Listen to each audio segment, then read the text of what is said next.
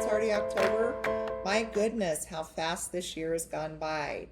So, as you know, it's FU Friday, and we're going to talk about what the most common credits are that a buyer will ask a seller for. If you haven't been in the market, or if you're new to the market, and maybe you were in the market during COVID where the buyers were getting beat up, well, right now the buyers are coming back with some revenge for sellers. So we're seeing closing cost credits. So a buyer may put an offer in on a property. Maybe your property's listed at, let's just do a round number, 500,000, and a buyer is coming in and asking for closing costs. Maybe they want $10,000 to help buy the rate down, or they want to bring less money to closing. Whatever that is, you're going to be getting less for your house because they're going to be asking for concessions.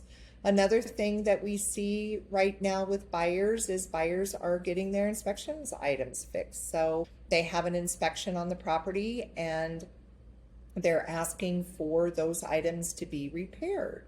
So maybe you have a furnace or the sewer or radon. If you want to avoid that when you are listing your property, get a pre-inspection. Pre-inspections are a great way. Yes, you're going to have some cost up front, but it could save you thousands of dollars if you hire an inspector to do a pre-inspection for you.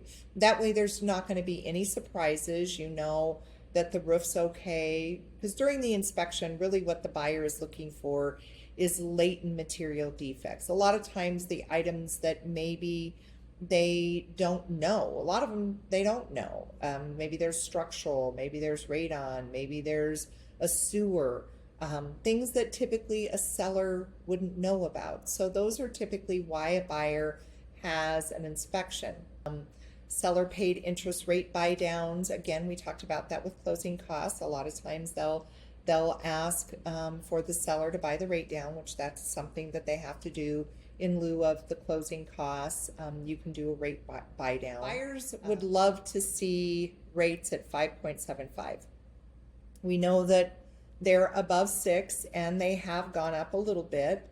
So I think they're above, maybe I looked the other day and it was 6.375. I'm not a lender, so make sure that you reach out to a licensed lender to get what the rates are, but they fluctuate, so they're the best person to get those rates from. But the post-closing repair costs, they'll again ask for those items during inspection.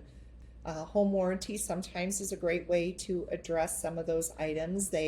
When you come in, an inspector is going to give a life expectancy of your furnace, of your hot water heater. Usually those are 10 years, and those items could be in great working order, but they're beyond their life expectancy. So an inspector is going to write those items down. Typically when I coach my clients, my buyers, I tell them, you're looking for health and safety. You're looking for items that are going to be a deal breaker, items that are over a cost of what you're comfortable paying for. Those big ticket items are a roof, a furnace, a hot water heater, radon. Radon's not super expensive, but it is health and safety. So those are items that you typically see, and when you're doing an inspection, and those items that a buyer doesn't want to have to deal with when they're closing. Buyers are also looking for move-in ready.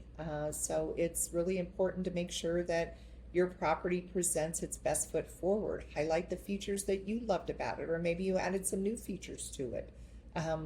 Those are great. So it's super important to make sure that, in this market, because it is more a buyer's market than it is a seller's market. So sellers, we do have sellers out there that are buyers as well. So just make sure if you're going to be going out for vengeance after the seller, that you're going to be a buyer too. So make sure that you kind of have the equal footing when you're asking for things to be repaired, or when you're asking for concessions. If you buy high, sell high; you buy low, sell low. So you just have to keep things in perspective.